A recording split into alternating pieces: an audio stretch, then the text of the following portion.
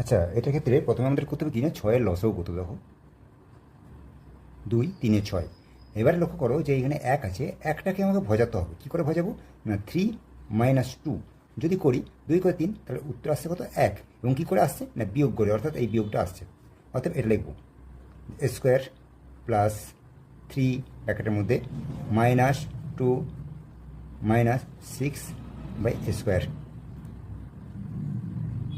এবারে দেখো ব্র্যাকেট খুলবো, যেহেতু আগে নেগেটিভ নেই বা আগে মাইনাস নেই, তাই আমরা ব্র্যাকেট খুলে দেবো, কোনো সাইন চেঞ্জ হবে না।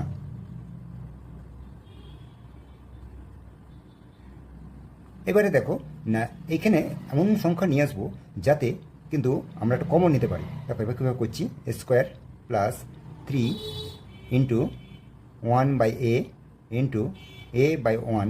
দেখো এইটা যদি কাটাকাটি করে দিই, কাটাকাটি করলে কিন্তু 3 ফিরে আসছে,